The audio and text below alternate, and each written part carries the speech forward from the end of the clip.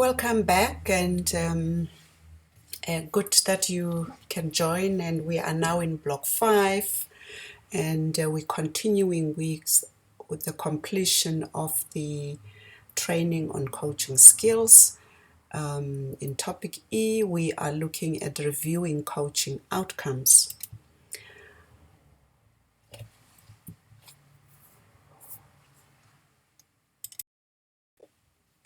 And this is just a reminder again of our overall objectives for this training program.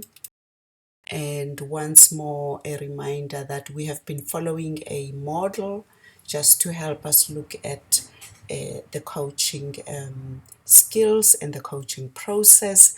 We are finally at the last letter, R, where we're looking at the review. Due to the fact that we didn't really have enough time to practice, actually not even enough, we just didn't have the time at all to practice in block 4, we will be integrating the practice coaching skill session into this block 5, before we look at reviewing coaching outcomes. So what are the specific objectives for this session this week? We are looking at practicing the coaching skills, all of the coaching skills that we have learned up to this far. You will work with 2 of your colleagues in triads to actually practice the sessions. We will also learn the process and tools for reviewing and assessing coaching outcomes. You will also learn reflection, how to reflect as a coach, how to reflect as a coachee using post-coaching reflection tools that I will be sharing with you. And most importantly, you will continue to practice your coaching skills with a volunteer that you've been working with, or the multiple people that you've been working with, and continue to complete your coaching log, which is due to be submitted in the next block. So before we proceed with the session today, just an overview, I also just want to check whether you have gone through the voice over PowerPoint for block 4, because this is very important to help you understand what we're doing here today and this week. So if you haven't done so, please do go back to block 4 and download that voice over PowerPoint and go through the session on setting coaching outcomes, because it directly relates to. In the practice coaching sessions, we will be obviously practicing all of these skills that we have learned, setting coaching outcomes, building rapport, active listening and giving feedback, precision and reflective questioning, and we also will be looking at reviewing coaching sessions. And for you to have a better grasp of that, again, go back to the voice over PowerPoint for block 4. There's 2 parts to it, part 1 and part 2. Just work on those, and also start working on the material that has been provided for you for this block for the practice session.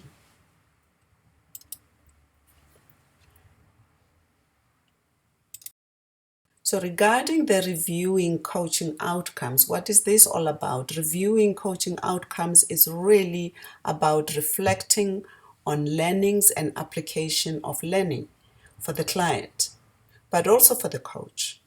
It is also about holding the client accountable for what they have said they will do, or what they promise they will change for themselves. It is also about closing off the session or the coaching program, reinforcing the ground that have been covered, reviewing the decisions that have been made, celebrating successes, and reviewing the value that the coaching has added to the individual's learning.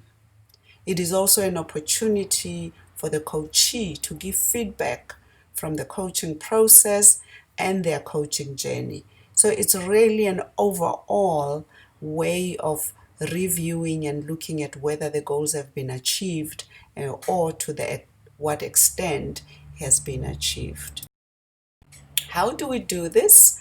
We do review at the various levels depending on what level of coaching you were working on. If you have been coaching an individual and it was just an individual, therefore the review would be at an individual level.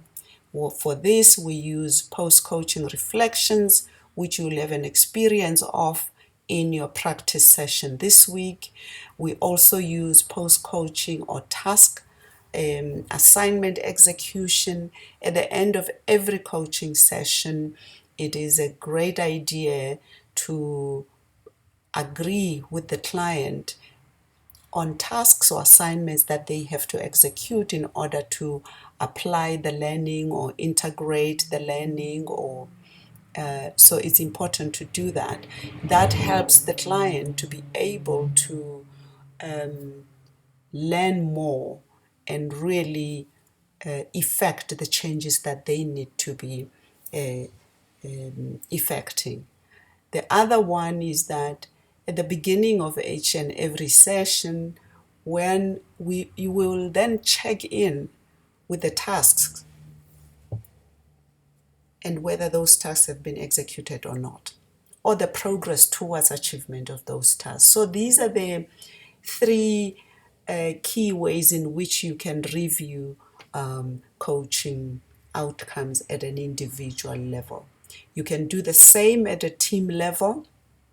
At an organizational level, however, we're talking more about an evaluation of whether the program has achieved the coaching outcomes that the organization was planning to achieve. This can be done halfway the coaching program.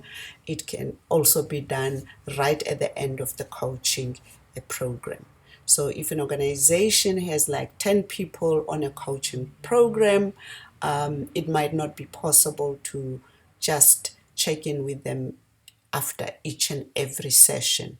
But somewhere midway, whether it's like after 3 months or 4 months, they can do that, but they can also do it right at the end to check whether their investment has been worth. The tools that we use, it's the post-coaching reflections, coach evaluations, which are often used by the organization themselves, and the tasks or assignments that you would then give to your clients, but it actually agree on doing with your client. Another way of doing that is to actually use the coaching baseline that you actually set at the beginning.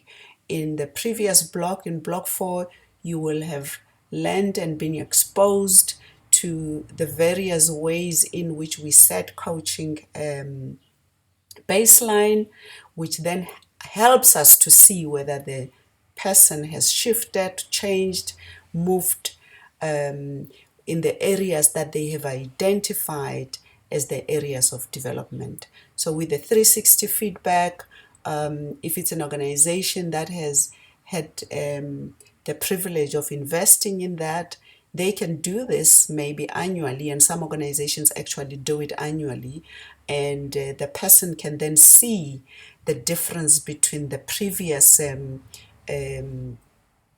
assessment, which was before the coaching, and the after the coaching session, to see whether there has been a change. And we can also do that with the self-assessments that are freely available, and it's really just checking and saying this was the baseline. We did 3 or 7 or 8 coaching sessions, and then at the end, where is the person. It's as simple as that. And once you've done that, then you are able to say to the client, this has been a return on investment, whether the if it was a performance improvement, a goal, you will be able to see whether that has been achieved or not. If it was personal growth, whatever the goal was, but you will be able to give evidence as to whether the coaching has worked or has not worked. And that's really it in terms of reviewing coaching outcomes. It's as simple as that. It's a very short session, and good luck with the practice session for this week. Hope to see you soon.